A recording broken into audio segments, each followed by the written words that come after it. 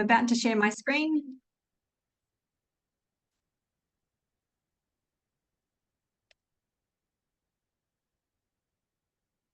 I'll just get everybody to confirm that they can see that.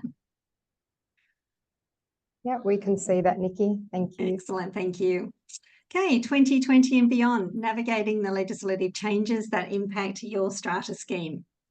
In the spirit of reconciliation, Premium Strata acknowledges the traditional custodians of country throughout Australia and their connections to land, sea and community. We pay our respect to their elders, past and present, and extend the respect to all Aboriginal and Torres Strait Islander people today. We also welcome your panellists to the session today. Leanne Habib, CEO of Premium Strata, is leading the conversation in strata and community management across Australia. With a distinguished career spanning over 25 years, Leanne holds credentials as a licensed strata and community manager and real estate managing agent. As CEO of the award-winning Premium Strata and a pivotal member of Strata Community Association, Leanne and the Premium Strata team ensure unparalleled service excellence. Leanne's influence extends across the property industry as she provides valuable insights on legislative updates and industry shifts, guiding lot owners and promoting effective management practices. We also have with us today Maisa Perino, partner at Project Lawyers. She has over 19 years experience in planning and environmental law, construction and strata renewal law. She advises and represents strata schemes, developers, builders, contractors and homeowners in areas such as construction, strata and planning and environmental law. Maisa has worked with various government authorities and departments at local, state and federal levels, drafting agreements, and is a regular advocate in the Land and Environment Court, Supreme District, Local, Federal Courts and NCAT. With her specialisation in strata law, Maisa has applied her skills to advise and act in strata renewal and compulsory land acquisition matters. And we're also joined by Lachlan Malik, who has been a principal advisor in the Office of the New South Wales Strata and Property Services Commissioner since April 2022. And prior to that, Lachlan held a long career in New South Wales fair trading, including 6 years as a policy manager, where he led the 2021 major review of New South Wales strata laws, finalised the major reforms to real estate licensing laws in 2020, and led the 2015-16 review of residential tenancies laws. So welcome everyone. Thank you for joining us this evening. Thank you, Nikki. It's exciting to be online. Thank you. Thanks for that introduction, Nikki. Very kind of you. And Lachlan, do you have anything to say at this point? A very good evening to you, and looking forward to the webinar. Excellent. Thank you. Okay, the presentation does cover the 2023 Amendment Bill. It commenced on the 11th of December 2023, and the amendments impact the 4 key acts regulating strata and community lands schemes. Leanne, Maisa and Lachlan will detail the amendments and what they mean for you with Lachlan's help, and we'll explore timelines for future reforms and what is included in the next phase of change, and this will be followed by questions. In summary, Phase 1 amendments were designed to improve strata living by addressing the strata renewal process, conflicts of interest disclosure requirements, pets and assistance animals, financial management and bylaws, just to mention a few. And Leanne, I believe you're looking after the first slide, which is the pets and assistant animals. Yes, that's correct. So if we can just go to that slide. Thanks, Nikki.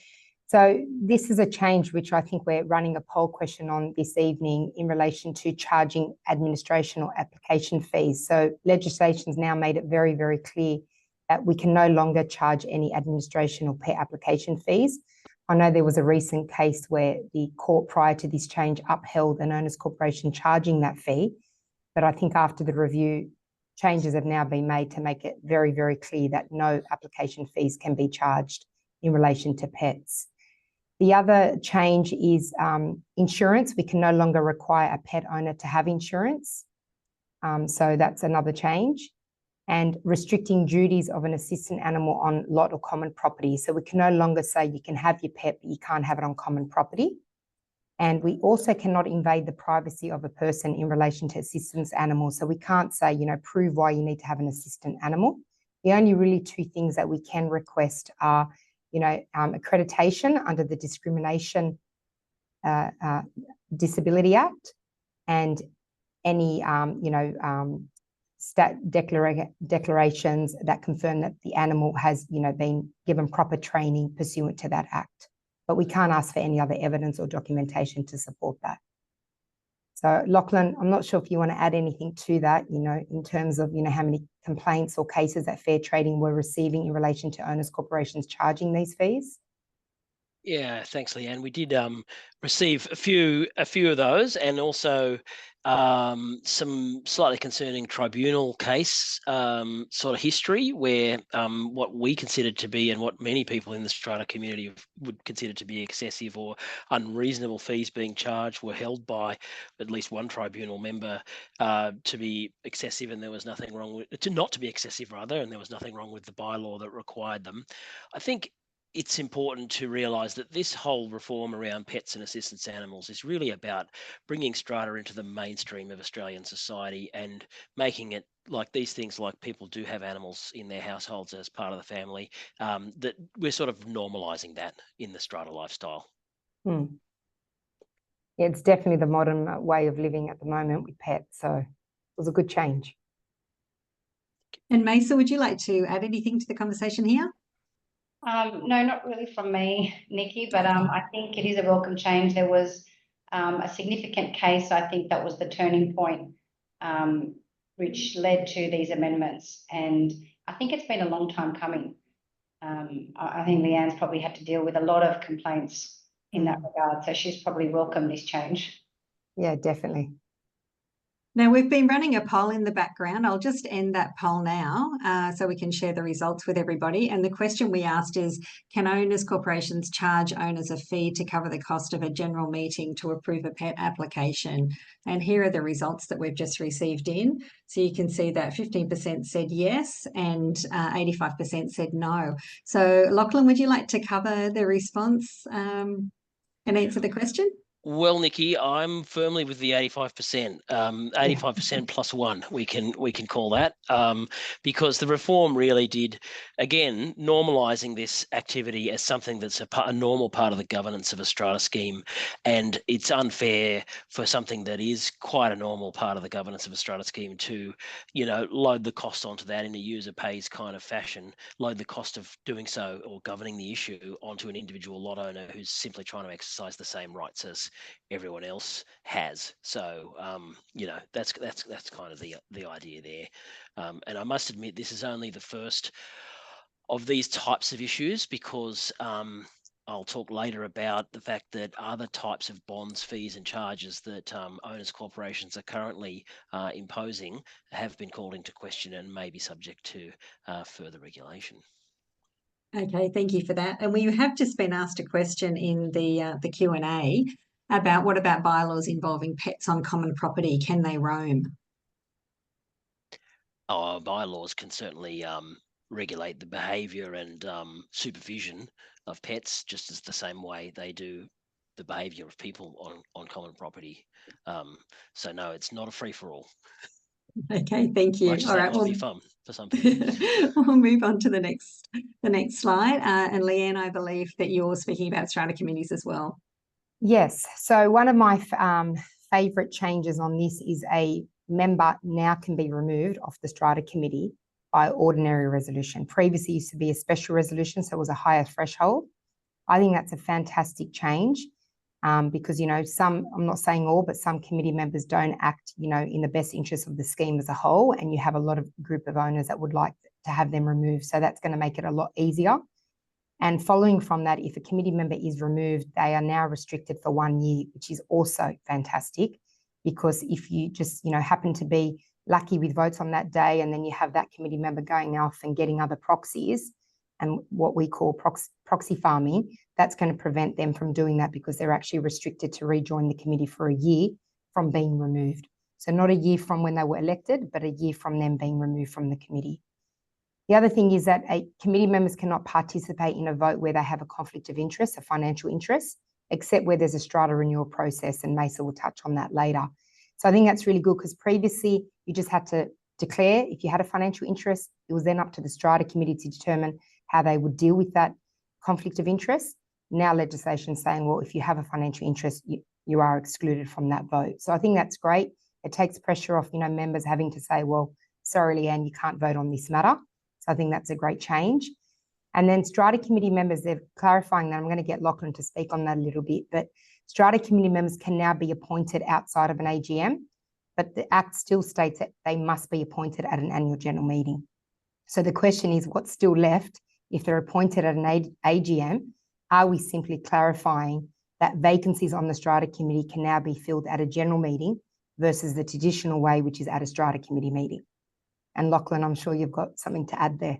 Yes, that's right, Leanne. And as a matter of fact, while this appears to be a change, maybe I'm getting a little bit rusty and I didn't actually participate in the drafting of these amendments because I'm now in another role. But this ability was actually already there in the strata laws, but the reforms that went through Parliament late last year made them much clearer and unambiguous. So yes, it just clarifies what many of us believe to be an option already, which is that on the one hand, yes, every AGM must include the election of a committee. That is a standard agenda item for what AGMs are for, but also you can have committee elections at a general meeting that's not an AGM.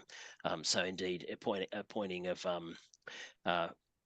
filling vacancies, or perhaps where you've had more than one person removed from the committee because of disputes and dysfunction that was going on, that we mentioned in the previous reform, that owners corporation may decide that, look, let's actually have a general meeting to elect a whole new committee or refresh things, and so we can move forward until the next AGM.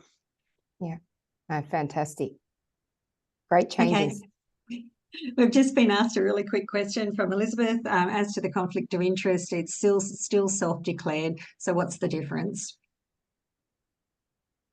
So the difference is previously, and I'll let Lachlan confirm this, but previously, if you made a declaration that you had a financial interest, it was up to the strata committee to determine how they would deal with that conflict, and they had to keep a record of that conflict. So it was technically a register that they had to keep. Now legislation is saying, yes, you still have to make that declaration and, declare if you have a conflict, but you cannot vote. So the difference is they're restricting you to vote, whereas previously you had the committee determining whether they would restrict you to vote or how they would deal with that conflict of interest. Yeah, and that's right, Leanne. I mean, hi, Elizabeth, by the way, we have met. It is a self-declaration, of course, but I find, at least in the interactions I've had, that a lot of these things are actually known by other people who are in the strata scheme or on the committee, that a certain person holds certain conflicts of interest. And so, it's really just completing that process that Leanne just mentioned, and it could call into question the validity of those decisions, if a person had a conflict of interest that was not declared. That can be dealt with down the track. Yeah. And look, we had a recent case only last week, and it was really good to be able to refer to this legislation because it is a very political scheme. It's divided into multiple camps, and one committee member did have a conflict because it was about an NCAT matter that went in favour of the owners corporation. It was deciding whether or not we can apply for a cost order. Clearly, some members on the committee and this committee member would not be voting in favour of applying for a cost order, and were asking if he could vote. And it was great to be able to refer this to say, well, actually, you have to declare that, which we all knew, like Lachlan just touched on. And we said the legislation restricts you from voting. So it was good that legislation made the decision and not putting the pressure on committee members to have to vote whether they allow, Mrs. Jones to vote, because it takes that personal, sensitivity away from having to make that decision as a committee member.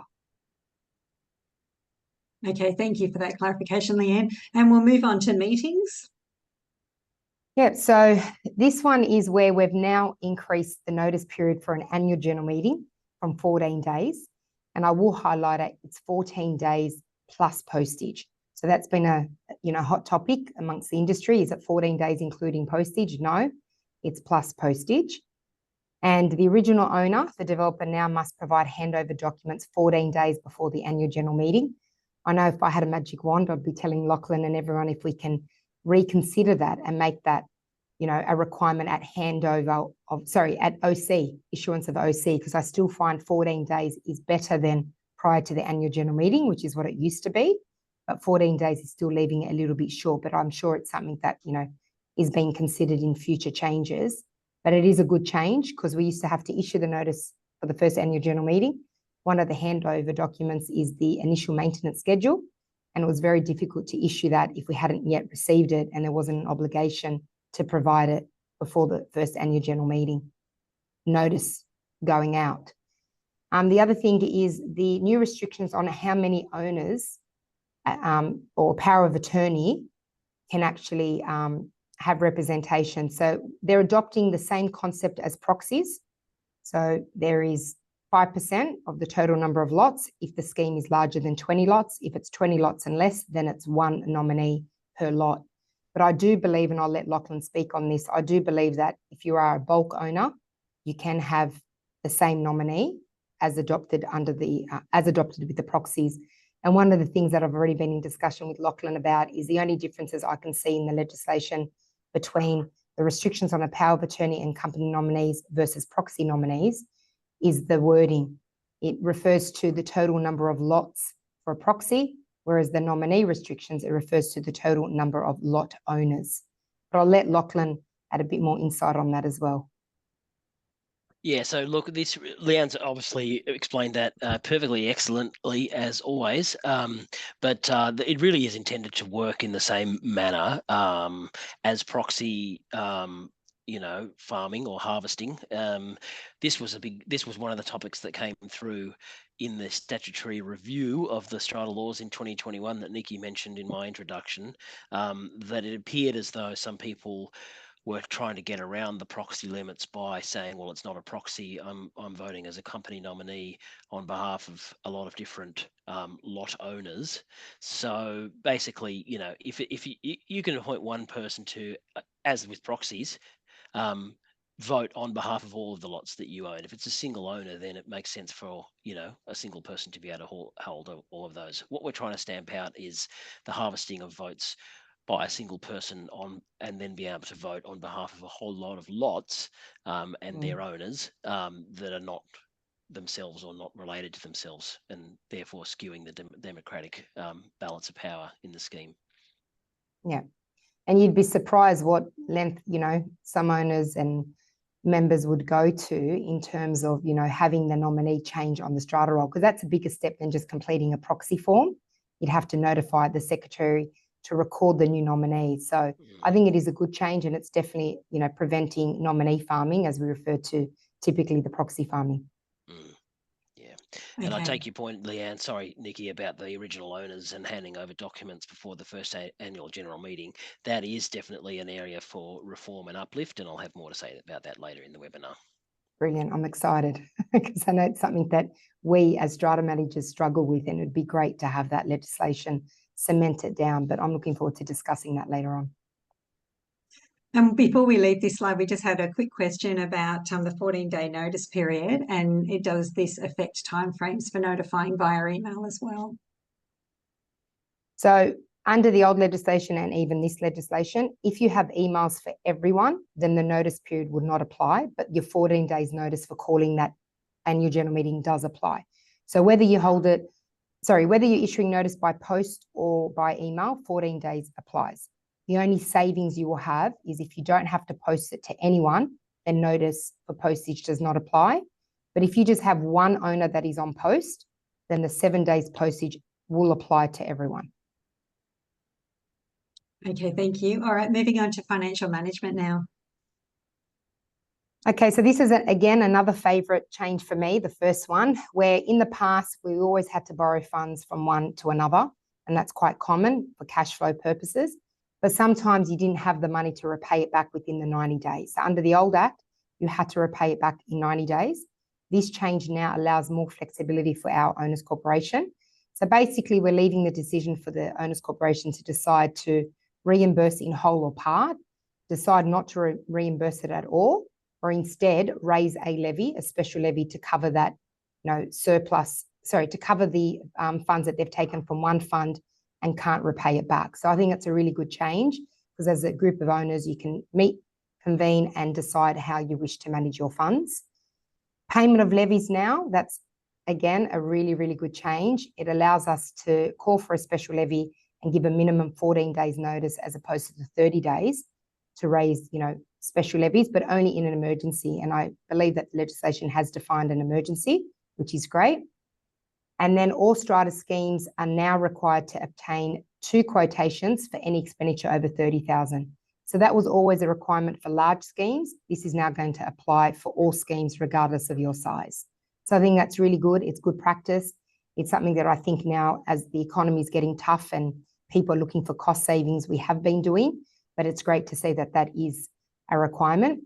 Something I'll probably give, some feedback to Lachlan and Fair Trading on that is if the legislation can be reworded to say obtain and consider. Because something I find that a lot of committee members say, well, we got the 2, but I only want to submit the 1 to a general meeting. Or, I only want to submit the 1 for formal consideration. So I think the wording at the moment says obtain, but it'd be good to see the wording changed to obtain and consider. That's some feedback. So over to you, Lachlan.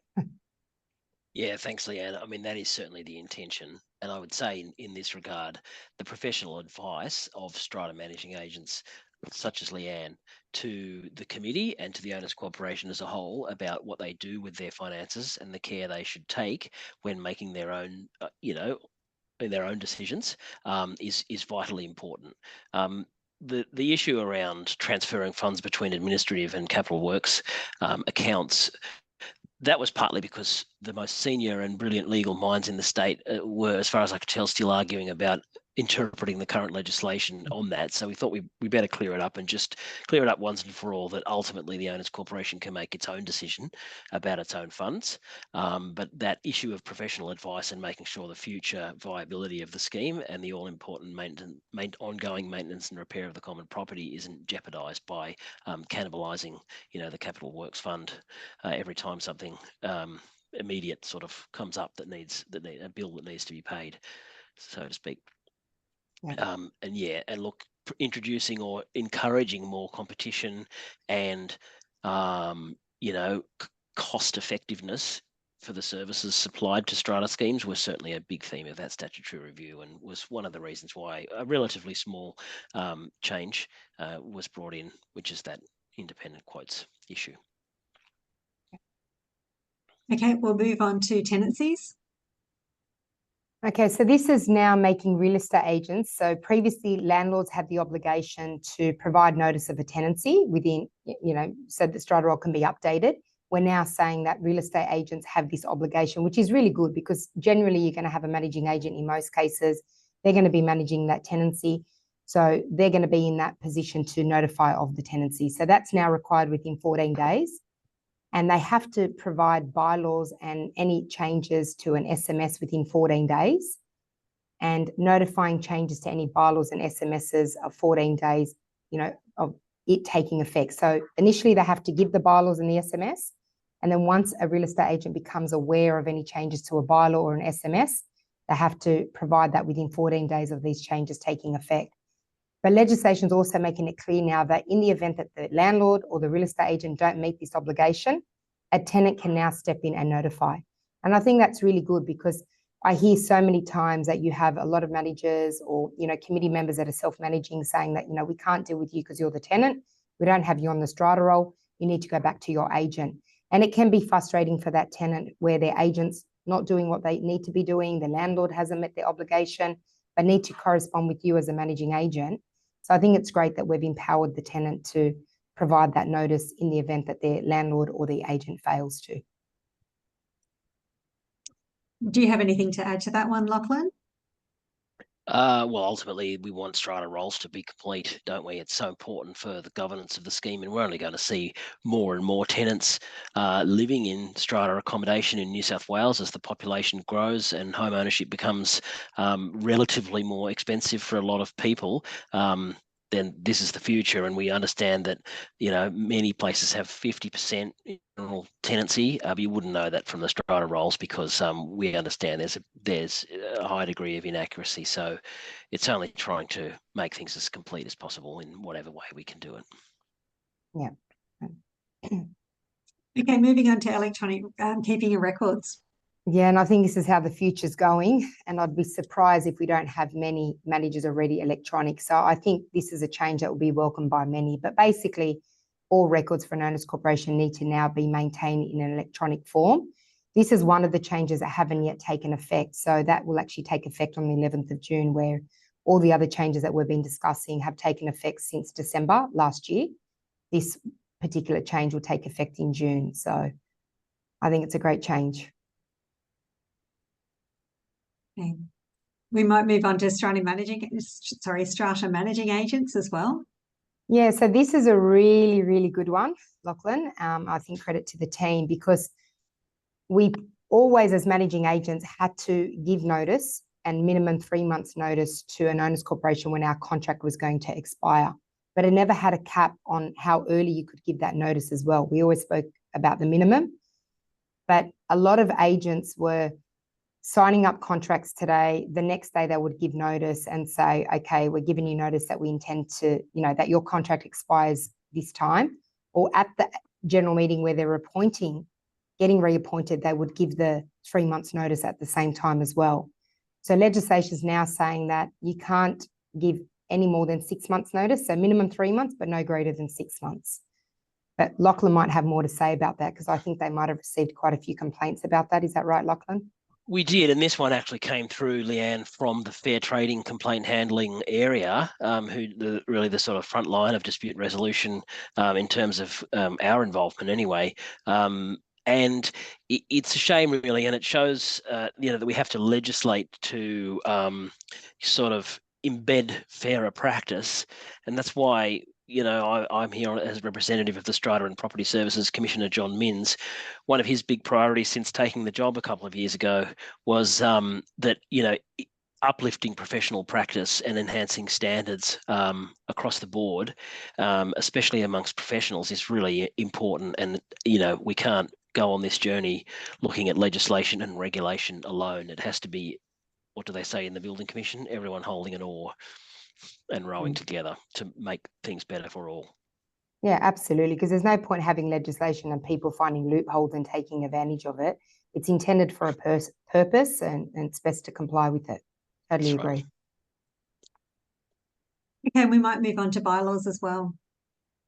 Yeah, so this is a change where previously, when we had the legislation review in 2016, we had to consolidate all the bylaws, which was great, instead of having separate dealings.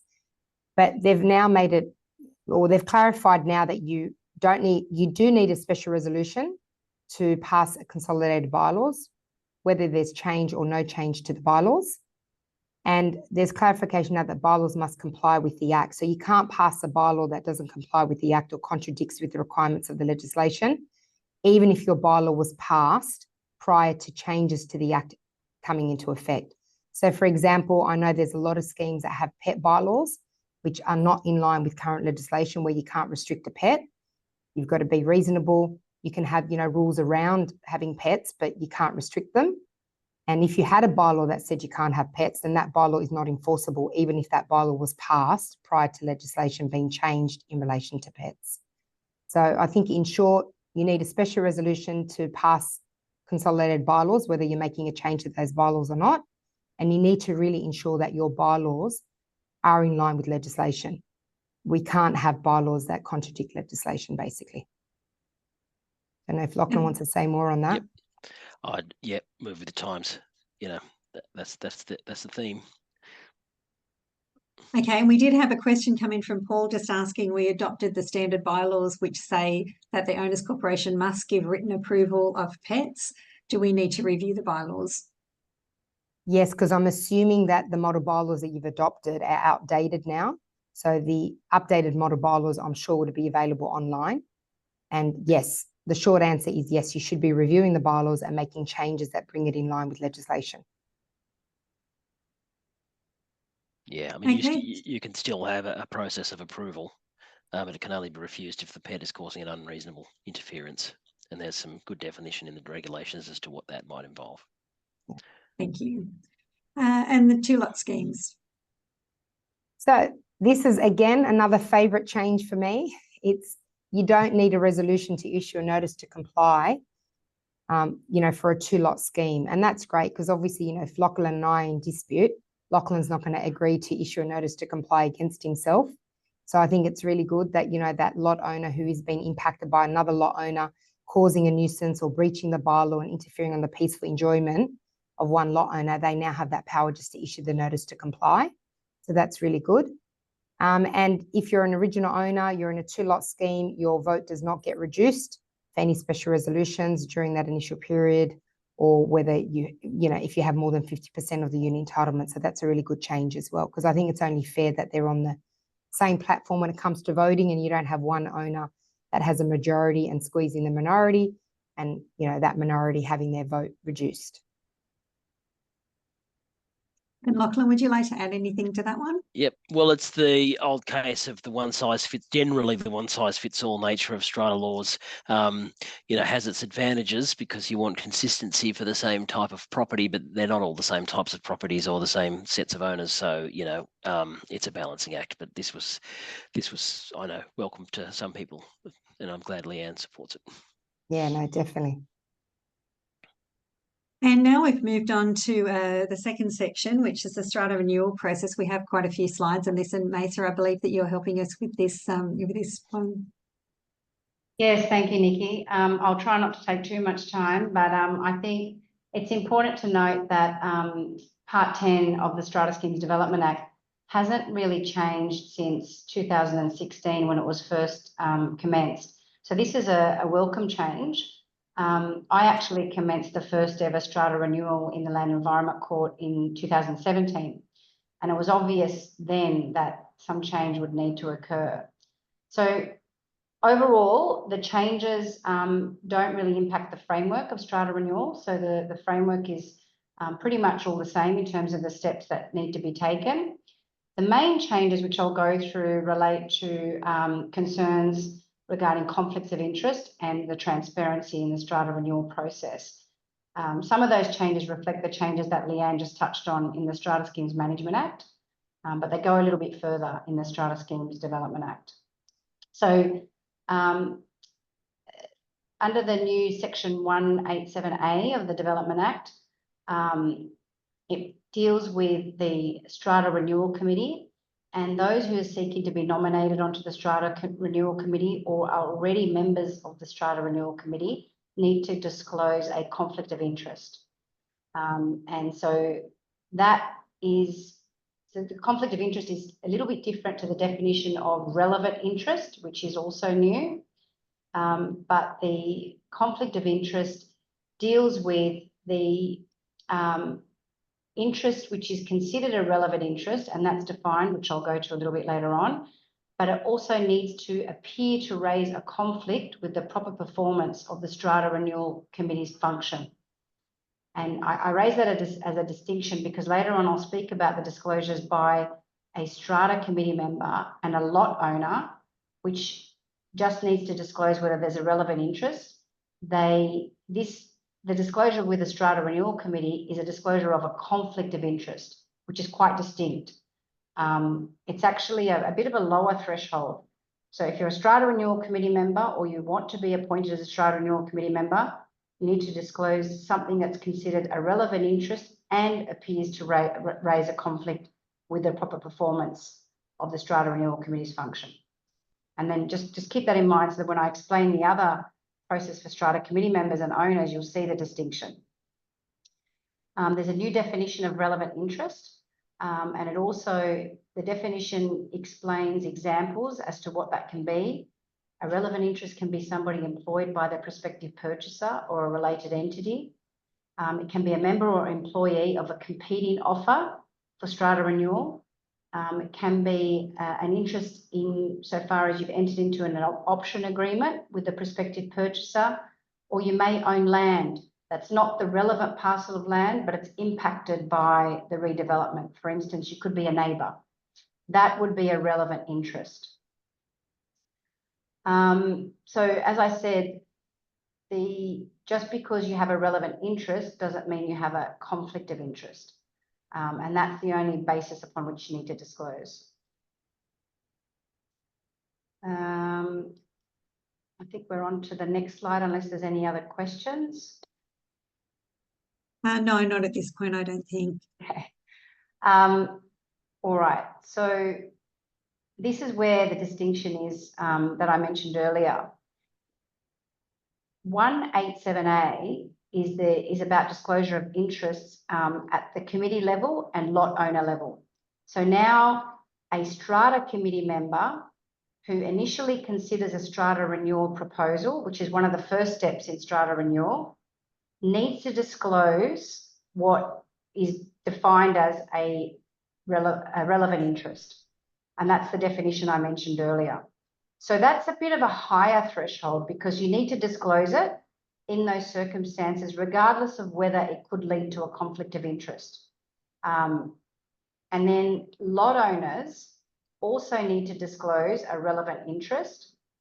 And the lot owners need to disclose it at 3 key general meetings in the strata renewal process. So the first meeting is when they consider the strata renewal proposal. So if you've got a relevant interest, you need to disclose it then. The second meeting is when they consider the strata renewal plan. Again, if you have a relevant interest, you need to disclose it then. And this applies to every lot owner. And then the third general meeting is when the owner's corporation resolves to commence proceedings in the Land Environment Court. Any lot owner needs to disclose a relevant interest at either of those meetings. So it's almost, you know, if you've got any of those relevant interests that I mentioned earlier, the examples, you have to disclose it almost at every step of the strata renewal process. Whereas a strata renewal committee member who actually takes all the active steps in strata renewal doesn't need to disclose a relevant interest unless it leads to a conflict of interest. It's quite interesting. I'm not sure if that was the intention, but that's the result. Would you like to, Lachlan, if you're there with us, do you have anything to say at this point? Well, just noting, thank you for inviting me. Yeah, that's the intention. Mesa has explained it all very well. You know, there was some particular case studies where the laws that were designed to protect vulnerable dissenting lot owners who may be about to lose their home and did not want to sell the entire strata scheme as part of a renewal and termination process. Those particular protections were being weaponized by very empowered lot owners who may in fact have been, you know, involved in the potential redevelopment of the site. And so those sort of all these reforms are really aimed at closing those loopholes. And making sure that there's good faith and that the protections are there to protect the right people and not those who are seeking to profit from the whole redevelopment. I think the other interesting distinction is Leanne mentioned earlier the restriction in terms of disclosing conflict at a strata committee meeting or strata committee level for general meetings under the Strata Schemes Management Act, and whereby you can decide, well, actually, they cannot be involved in the deliberations or the voting process. The difference with strata renewal is that these provisions have been introduced. However, the Strata Renewal Committee or Strata Committee or Owners Corporation can still decide to allow a lot owner to be involved in the decision making and deliberations. They're not actually excluded, unlike the changes of the Strata Schemes Management Act. So they can be excluded, they can decide to exclude them, or they can be involved. And I think that's because, you know, strata renewal is a very big, sensitive topic that, as Lachlan said, is about, you know, people being forced out of their homes. So I think that was wise to allow everyone to be included in the decision or have some control over that. Yeah. Okay, moving on, Mesa. So I think we're on to the next slide, Nikki.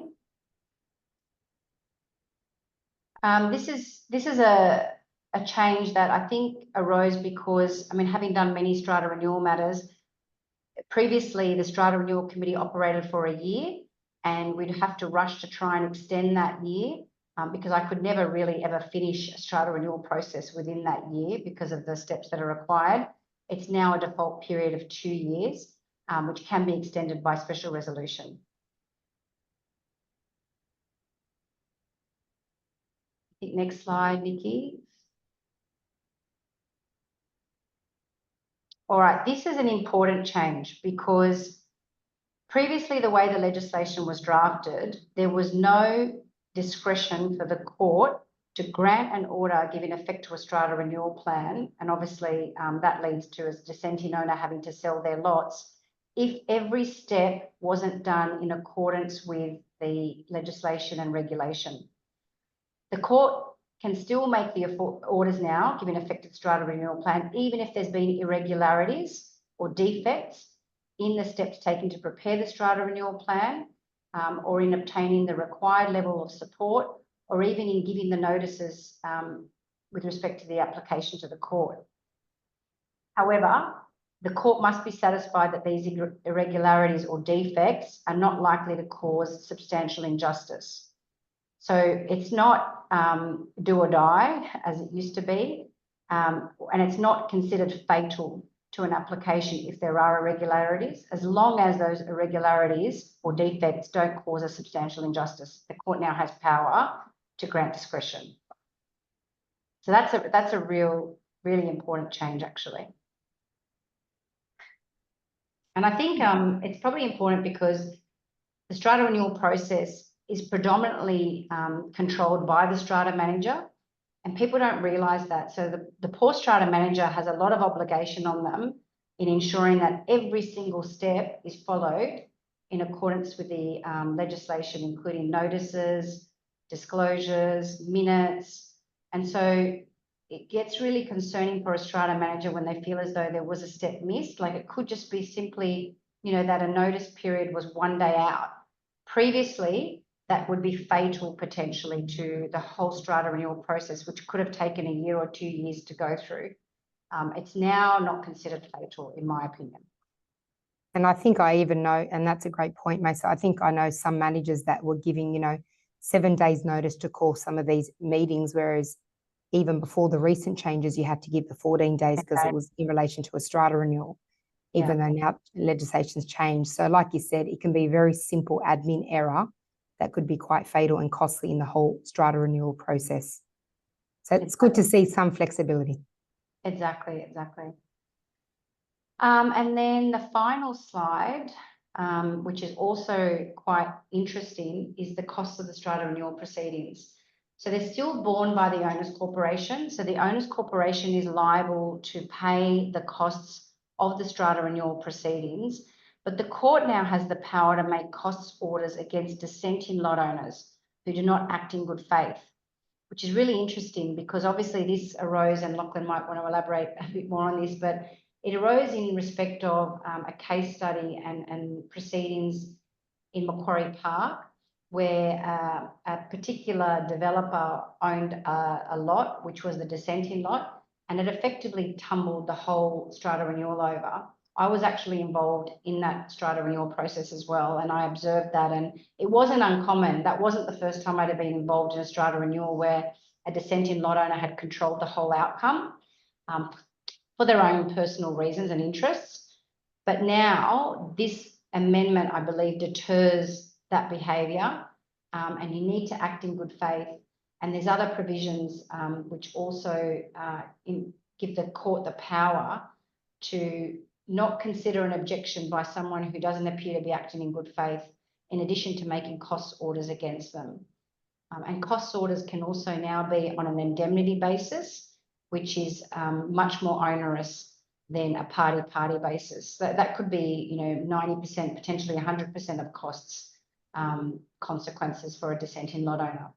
So Lachlan, you might want to elaborate on that case study, and I believe that's the reason why this came about.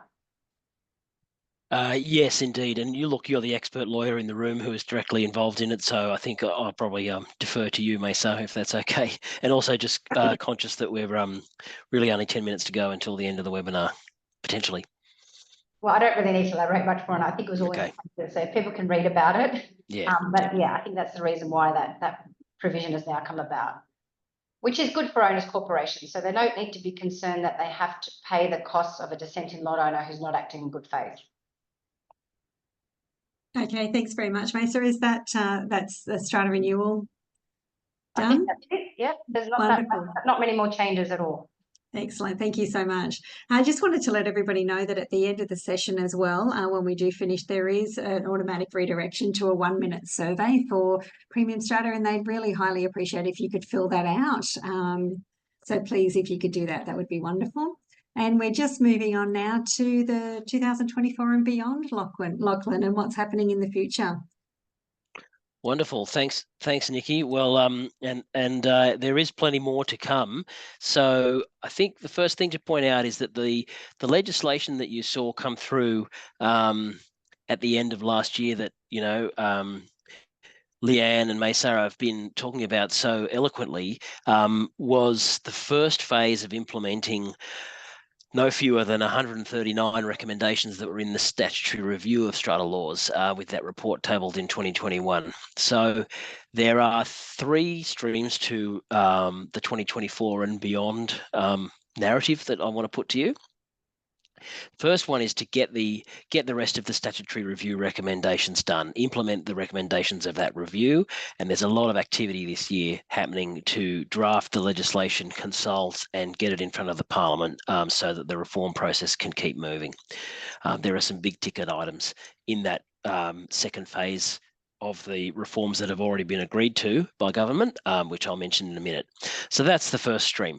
The second stream has arisen more recently, and that's looking at how we can better govern and uplift the sector in terms of recovering strata levy debts and the potential for harmful, ending up in bankruptcy proceedings.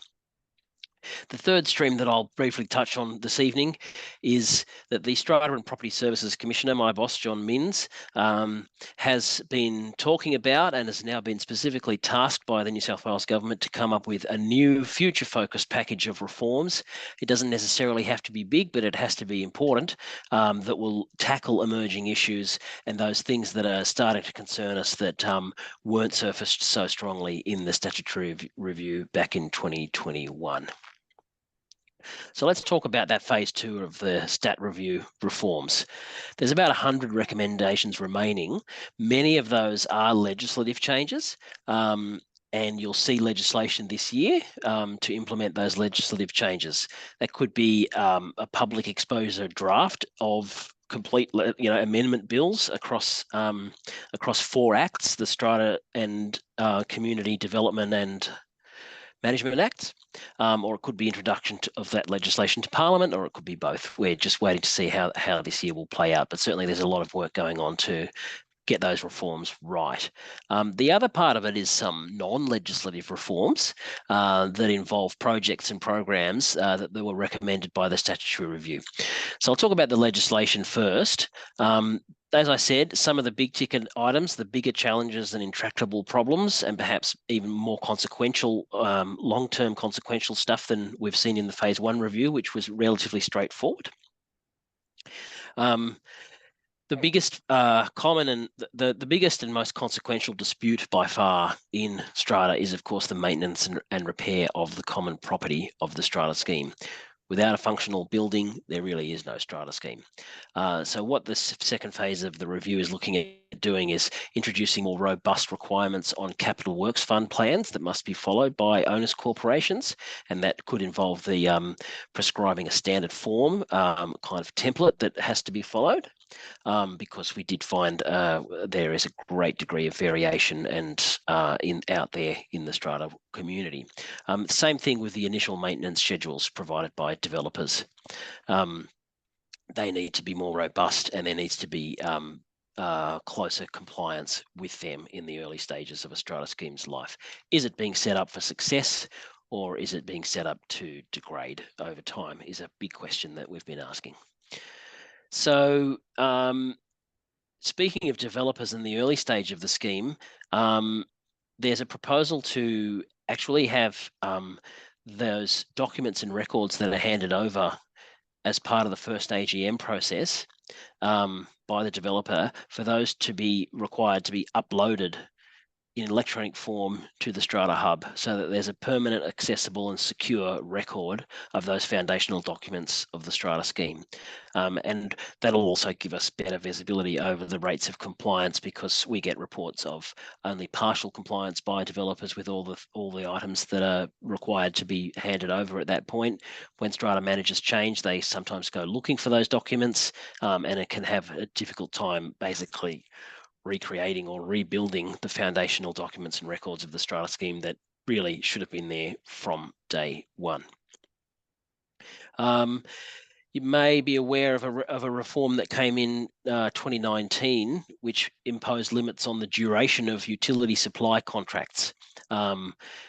Expire at the first AGM, and then only a maximum of 3 years thereafter, so that owners' corporations couldn't be locked into long-term arrangements that they couldn't get out of. There was a loophole or an exemption in that 2019 reform that said it didn't apply to electricity supplied through an embedded network. That is being closed, so the term limits will apply to all utility supply contracts. And the team is also looking at making sure the scope of that reform is appropriate so that it actually captures all of the different types of arrangements and supply that should be subject to those kinds of provisions. Now, a very similar and related reform that I'm personally very keen on and is part of the package is that there'll be a general prohibition introduced to Strata legislation which outlaws unfair terms in standard form contracts that are offered to owners' corporations for the supply of goods and services. Now, many of you in the audience, and certainly those empowered consumers and legal practitioners, would say, hang on a second, don't we already have a prohibition on unfair contract terms in Australian law? Well, yes, there is in the Australian consumer law, which applies to consumers, you and I, as well as small businesses. But owners' corporations, as we know, are a kind of unusual legal entity that actually doesn't fall into either category. So it's quite legal to have terms that wouldn't be acceptable in other parts of the economy coming into standard form arrangements that are being offered to owners' corporations.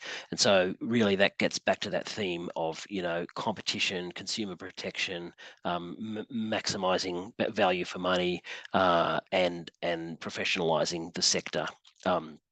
So that, terms that make it very difficult for owners' corporations to get out of an agreement, even where non-performance or poor performance of the contract is alleged on the other party, all these types of things will be caught up. And those provisions are being drafted as we speak into the amendment legislation and are being modelled very closely on the Australian consumer law. So that will be a good one. We're also looking at having a look at the mandatory terms and also the prohibited terms that Strata managing agency agreements include. Now, this is through the licensing legislation, and not that also regulates real estate agents, and not through the Strata management legislation. And that's been fairly topical of late, and we've certainly received plenty of feedback over the years about that. So I haven't got anything specific for you on that. So what else are we looking at? We're looking at clarifying fees that can be charged for access to Strata records, especially in the electronic environment where the law is not really fit for purpose and there's debate over how that applies. We might have to leave it there, Lachlan, as interesting as that is. Do you have anything that you'd like to wrap it up? We've just got a few minutes to go before we have to end the session. Sorry. That's fine. It was very interesting. Okay, so that's phase 2. I've mentioned we're going to have a go at better balancing the rights when debt recovery action is taking place, and the Strata Commissioner's own priorities. Well, disclosure very early on before the Strata schemes even stood up, especially off the plan in terms of what people are getting themselves in for, is a big area for uplift that he's keen on pushing. Wonderful. And Leanne, I think you had a few questions for Lachlan at this point, if we've got time. Yeah, no, it was really more just, and I've been in discussion with John Minns and Lachlan. I really appreciated that opportunity, and it's great to see the work that they're doing, and I'm a big supporter of it. And I really think to do it well, it's getting the feedback, not only from, consumers, owners, but also managers in the industry, because you sort of see how people take advantage of the gaps and you see where it's falling down. So some of the things that, I've already relayed back to Lachlan and John Minns is, bringing a lot more power to enforce bylaws, because at the moment, I think everybody agrees we spend so much money in NCAT, and what do we really get at the end of it? So I'd like to see bylaw enforcement, a lot easier to enforce compared to the current situation. I'd like to see proxies being lodged a lot earlier than 24 hours, potentially 72 hours, because for the very large schemes, there's a lot of work to be done for us managers, counting ballots, checking who's financial, but also giving opportunity to those owners to say your proxy's completed incorrectly, please resubmit it. So I'd like to see that if possible. I'd like to also see the handover documents, which I've already spoken about, a qualified request as well. It's a hot topic at the moment, as well as an objection to committee making decisions at their meeting. At the moment, the Act is very silent on it having to be a signed qualified request. I think it's important that it should be signed, especially when you're putting in a qualified request to call a meeting or objecting to motions. Very political schemes, you get a list of owners. Sometimes those owners didn't support it, but you don't know. I don't think it should be the manager's job to verify if it is valid or not. So I think some signatures will help. So it's a valid qualified request or an objection. BMC, I think that's an area that needs to be, looked at closely, and I'm sure it will be in due course. BMCs are now more and more common. It'd be nice to see, the Development Act beefed up to cover some of the BMCs rather than leaving it just to the SMS. And in terms of, initial period expiring, I've got quite a few developers now that are doing build to rent developments. It'd be nice to have, initial period expire if, the owners are keeping a bulk and a number of those lots. Otherwise, it just cripples the general operation and management of these developments when you've got an original owner that retains most of it for a long time, and we just can't get out of that initial period. So that's just some of the wish list from me. There's I a lot more support the initial period, Leanne. The initial period change is really important. Yeah, it is. I mean, I've got initial period strata schemes that can't even pass a common property rights bylaw because of the restriction relating to initial period. It's really restrictive. Yeah. Okay, so just a short list, Lachlan. Yeah, the feedback's extremely welcome. Yep, then we'll take it forward together. Thanks, Excellent. Lachlan. Okay, wonderful. Well, we do have to wrap it up now. It's just a couple of minutes after the hour. So thank you very much for everybody who spent the time with us here this evening. We hope the information was very useful. We didn't get to the questions. I'm so sorry, as always. This time goes very, very quickly from our end anyway. I hope it did from your end as well. But I'm sure, Leanne, if we can pass the questions through to you and you'll be able to get back to people with responses if possible. Absolutely. More than Wonderful. happy. So we've got record of those, and we'll definitely get back to all the listeners. Okay, that's great. Thank you so much. Thank you, Leanne, Mesa and Lachlan, for spending the time with us and sharing that information. Very, very useful. And we'll see you next time. Thank you. Thanks, Nikki. Likewise, Thanks, a pleasure. team. Thank you. Have a lovely Bye. evening, everyone. Bye. Enjoy. Bye-bye. Bye.